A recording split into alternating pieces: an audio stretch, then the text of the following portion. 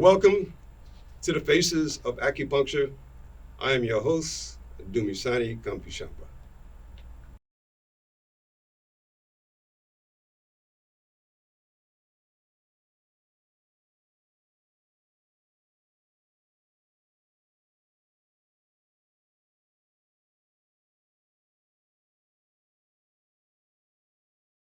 Welcome, Dr. Flora Duyando. We're going to take a deep dive into acupuncture and Chinese medicine today. So why don't you explain to the public uh, about, Chinese medicine and acupuncture, which you do? One. So I got furloughed and it's like laid off in the airline industry. And I knew I wanted to go back and get my master's and was no longer public health. But I knew that I wanted to work with the community. And so I decided on acupuncture. And acupuncture has changed my life. It has also allowed me to realize that the things that I learned from home, from the simple principles of life from Puerto Rico, was that I have family members that would consider medicine women, medicine men. And as I was learning in school, it was very interesting that those methods were still the same concept from my roots of Puerto Rico. And I knew when I was sitting there going to school that I'm not going to work for anyone else, start my business, and it's called Flora Healing Body Works, due to the fact it was representing my grandmother. I was named after her. And so when many people think that it's flora healing due to the fact that it's flora, it's not me. It's embracing my culture, my community, and my grandmother.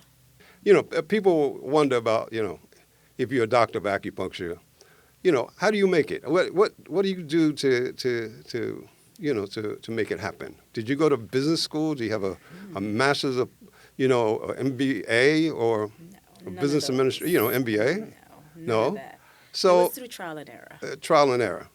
So how's your business going at the moment?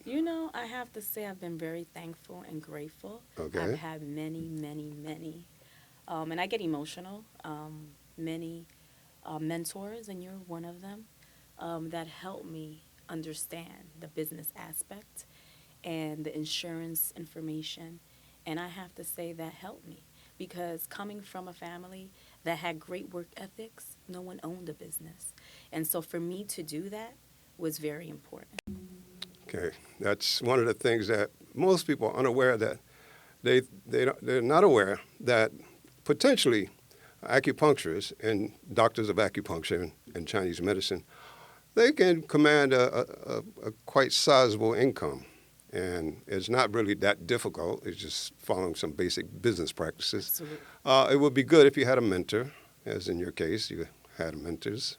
And, I was thinking, the first time I met you as an intern, all right? That was, Yes, you were in student. school. Yeah, you were in school. Way back. Yeah. And I remember the day you and a couple other students came to my apartment and we went over some texts and some ideas and about Chinese medicine. And I've always found that it's helpful to give back. And so are you doing anything like that? Are you giving back? Absolutely. Kind of explain to the audience what you're doing in terms of giving back. There's been a few things. I've always been servicing, being in a sorority of one of my favorite sororities in the world, being a part of the Greek Life Divine Nine, which is Alpha Kappa Alpha sorority. I have to definitely give amazing shout out to that because at West Virginia University, that's also something that I learned about myself, community service, way before I went to college. But that was also a setting point. Being from the South Bronx, there was a Wait, let me stop you. Hold on 1 second.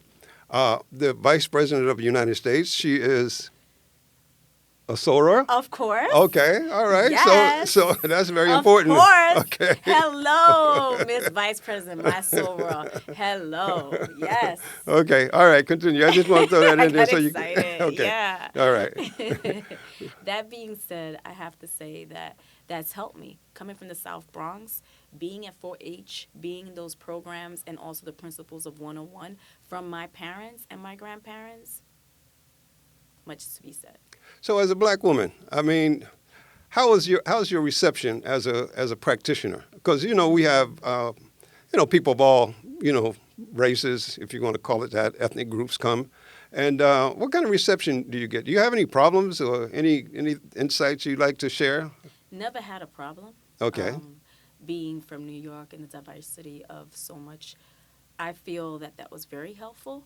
And also with the culture, speaking Spanish fluently has allowed me to hit so many diverse cultures and heritage. And but what is important to me is having that community of the brown and black and bi community to know that there is much no difference from the Asian community because we are here as one from immigrants coming from so many different countries to allow that this medicine has always been here. It's been indigenous to us. And so I started adding sofrito, cilantro, along with the meals because I knew that was herbs that my grandmother picked out from the rooftops. We went up to the rooftops and had our garden, you know? So not much of a difference So you did Chinese herbs. of old Is that cultures. correct? Absolutely. Okay. I'm an herbalist And as well. and so what did you find fascinating about Chinese herbalism? It was very similar to my abuelita. Okay, but they have it down to like there's a science, right? The Chinese medicine, it's a science. Absolutely, Okay. it is. But I feel that that science is something that was from Mother Nature and Mother Earth. That for me personally, herbs came very easy for me. But the acupuncture was a little bit more of the difficult part that I had to see 3D version of it. But that's when I had tutoring, and I was grateful for all of my colleagues, They help you. especially the Asian community. I thank them very much. We are very similar. So they help you help you through the process. Absolutely. Yeah. And to this day, they're my Yeah. sisters. I'm good friends now. Yeah. Okay. Good. Good. Good. Good. Because I had an occasion to go visit Cuba and look at their health system, and that was back in 2004, and I was impressed with how the Cubans had set up these clinics and how they had these neighborhood herbal PhD trained herbalists in the communities who grew their own herbs. And so, and they were prescribed, they were like the first line of, defense in terms of health, that if you had a headache or you had, painful menses or you had anything that was going on, before it got escalated up to like, a doctor or a clinic, you would go see the herbalist. And they have this very unique system of how they have integrated Chinese medicine and Western medicine and traditional medicine from the Caribbean. And so that was really an eye-opener for I me. bet it was And insightful. yeah, and so I see that your grandmother, imparted some of that information to you because that is easy. When I lived in Africa, they always say, go get some bush when you have a when you have an illness, right? So they were always interfacing with, any illness or disease with, natural, herbs. Absolutely. Just like the Native American people have over here. Indigenous roots. And, a lot of, African Americans in the South, especially in the South, they did a lot of herbal medicine. The roots. And, yeah. Well, my grandfather was a root worker, okay? A so-called root worker. Different Or lingos. hoodoo For doctor. us is con el mecheri Yeah, and lo yunques. yeah. So, So, yeah, okay. So you got some history and some background and, absolutely. okay. In order to move forward, you have to know your roots and your history because it's very similar. And at the end of the day, representation is everything. And I'm so glad to be here to represent our community because we are the faces of acupuncture, and this medicine makes a difference in one's life. That's great. It's just inspiring to hear you and see you go from where you were to to where you are now. Yes, It's growth. yes, you know, yes, and yes, I'm grateful. yes, yes. This journey has taken me different paths. I've Yes. also had the opportunity to go to Africa. I remember you went to Africa. You went to Tanzania, right? Absolutely, yeah. And you did go to Yeah, China, that didn't was you go to home. China too? Yes, Okay, I studied but let's- medicine even more yeah, to China and Yeah, Japan. let's talk about Africa first. Okay. Okay. So what happened? What did you do while you were there? Oh, the work was just insightful to finding similarities of being very so similar to Puerto Rico.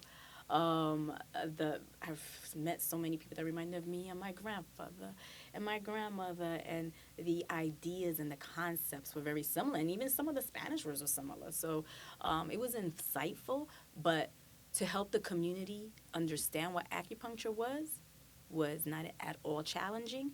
They were open to it, and to see the difference of their eyes and their remarkable ways of understanding that wow, we have another method, because a lot of it they forgot, they got westernized. And so it was a reminder to them. One of the countries in southern Africa is called Eswatini now. It used to be called Swaziland formerly. Okay. And they had, it's a kingdom, so the king would, he, and just like a lot of countries in Africa and Asia, they bumped the traditional healers up to the same level and respect as Western trained doctors. And that was an interesting phenomenon for me to experience at that time when I was living there, watching that take place, where people could go. People were going to these traditional healers anyway, but to get the respect and the adulation of the community for the work that they've done over the years, that was very interesting. So let's talk about. I remember you had an incident in Japan. Talk about that a bit. Oh, before we even moved to Japan, I just Okay. wanted to mention a little bit more about Tanzania. Okay. Was that Tanzania was amazing. Also, I climbed Kilimanjaro, and that experience was also insightful because diabetes, lung issues are major there.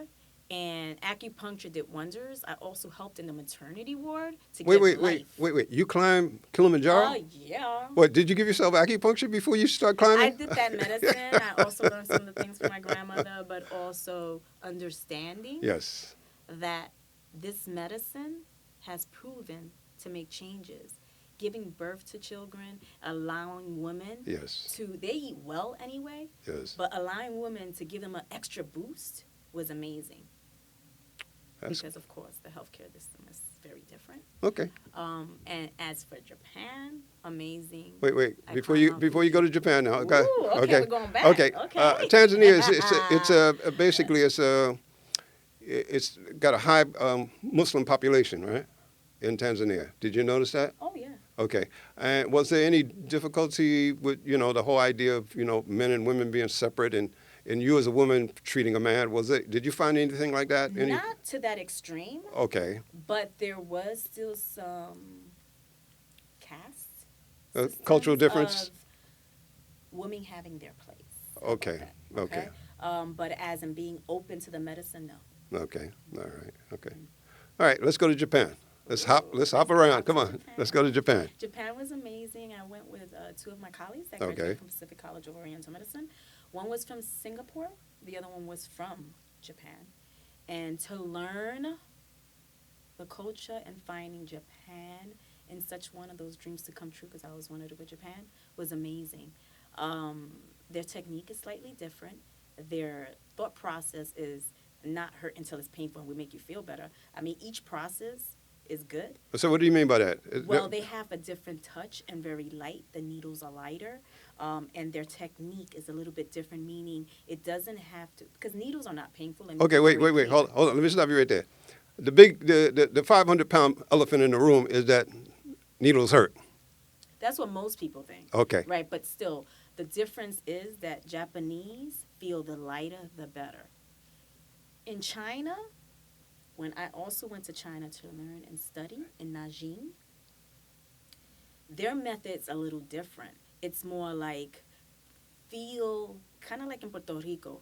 If you don't feel it, then something is not working. That's- And that's fine too. That's what they call But the their chi, right? process That, is yeah, lighter in they Japan. call that the feel it is the chi, right? When you get the chi, right?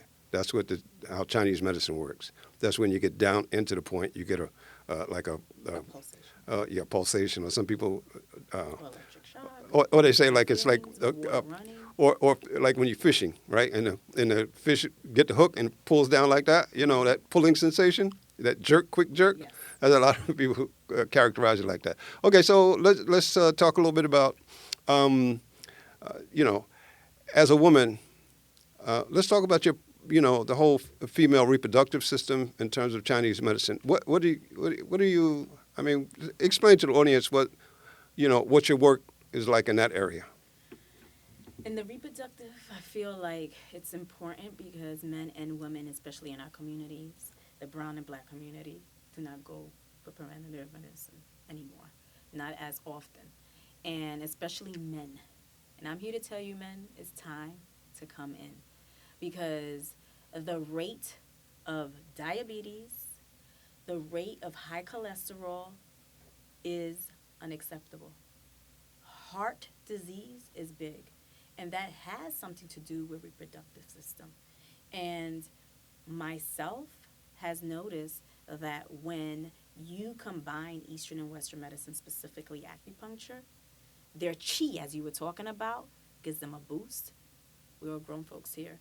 It gives you an amazing energy for stimulation of all sorts. Okay, thank you, Dr. Flora Duyando, acupuncturist, Chinese medicine doctor. Uh, it's been great. We got you. Yay! Thank you so much for having me. I You are appreciate more than you. welcome.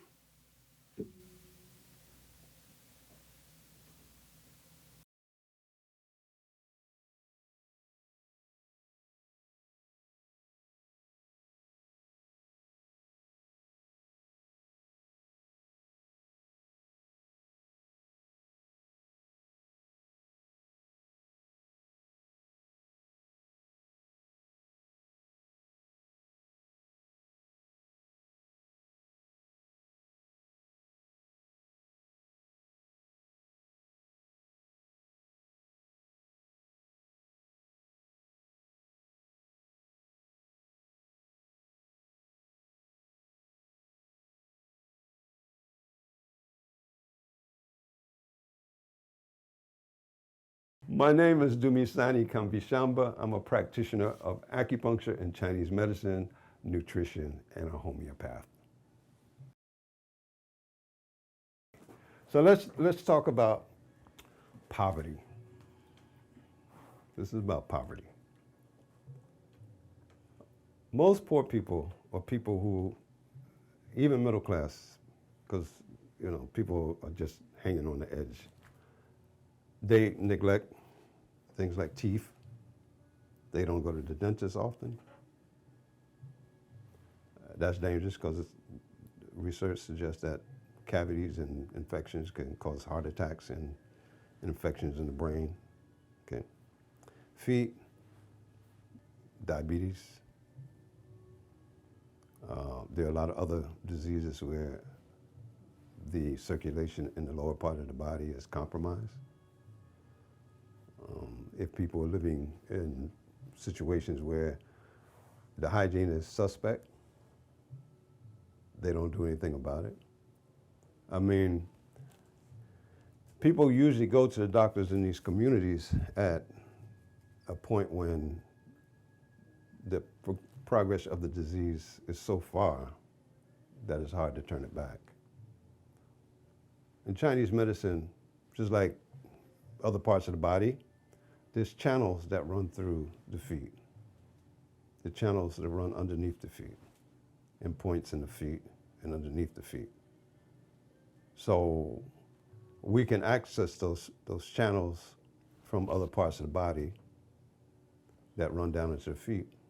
In fact, there's a major point on the body called stomach 36. Most acupuncturists and most patients know that point because it's almost always stimulated. And one of the main features of that point, besides stimulating the body's qi and immunity, is that there's always a sensation of it going down to the feet.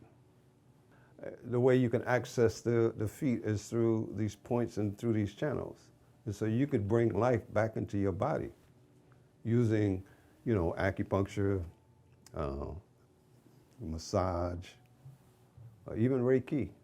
You could stimulate the chi and the energy in the lower part of your body so that, some of these problems that you have, you might want to do some direct. Say if you have, you need some antiseptic treatment, antibiotics and clean the feet on a regular basis, get your toenails cut. If you have pre-diabetic, there might be a sensation of some neuropathy or a sensation of tingling or some sensation in your feet. That's an indication that the blood and the energy in your lower part of your body is blocked. It might be a virus infection, it might be a parasite. So there's a lot of reasons why some of these things could show up in your feet. Uh, you know, the most common one is what do they call it? Athlete's feet, right? Uh, that's a parasite. These things, it depends on where you know, how you organize your life.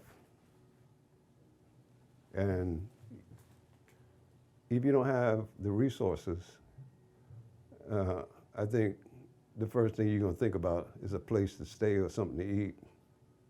So the other parts of your body is superfluous as far as you're concerned. And unfortunately, that, you know, that's a lack of the outreach that we were talking about earlier, the lack of health care. I mean, you go to other countries, health care, in South Africa, where a lot of my family lives in, and some of them here, their health care is just amazing. Compared to the United States, it's poor. Health care is amazing. I went to Cuba. I spent time in Cuba looking at the health system. It's an amazing system. I mean, the Cubans are absolutely poor. They got no money. Their economy is just frozen. They got the best health care in the world. They had herbalists on every block growing the herbs. These are university-trained PhDs. They had health centers in like an area. They had doctors in a couple block radius. Then they had these regional hospitals and then these big hospitals. And you get triage up the line based on, you know, what you had.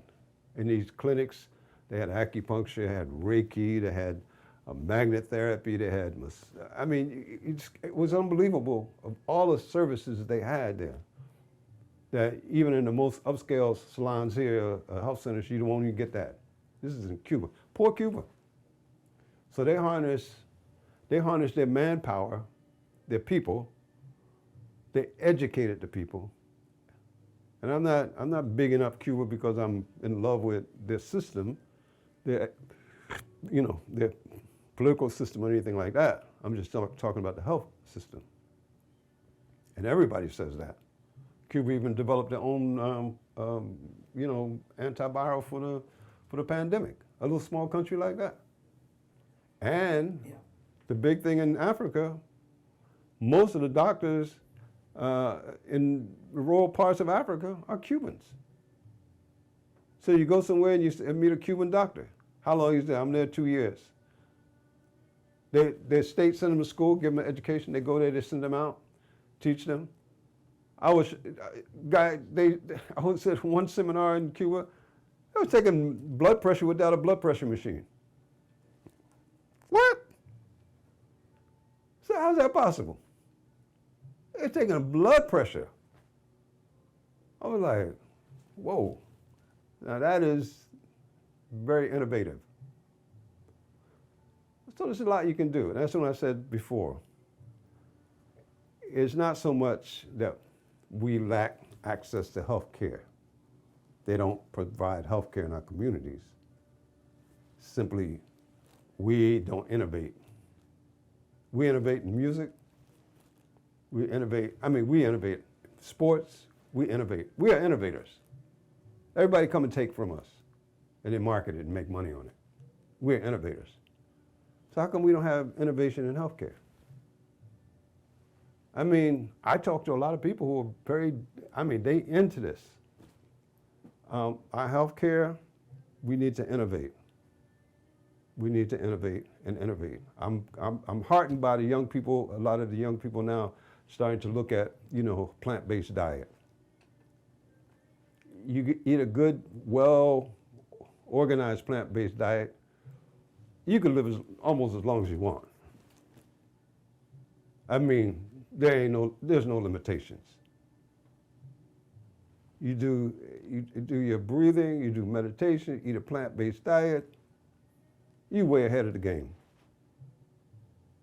Yeah, you're gonna have maybe issues with some things you can't control, but overall, no hypertension, no diabetes, the obesity levels. I mean, I got a ton of clients over the, I must have seen about at least 10,000 or more people in my career. And I've been saying the same thing from the day one. Plant-based diet is the way to go. And don't get suckered into eating salads. That's not a plant-based diet. That's somebody's idea of trying to lose weight. That's not a plant-based diet. So, I see a lot of young people, I'm eating salads, and I'm like, that's not a plant-based diet. That's somebody who yes, eating as they used to say, live food has a lot of enzymes. Yes, it does a lot for your body, hands down. But you're missing a lot of components. You're missing carbs, you're missing proteins. I mean, you're missing a lot. Yeah. And so I am like, hey, fine, get some education.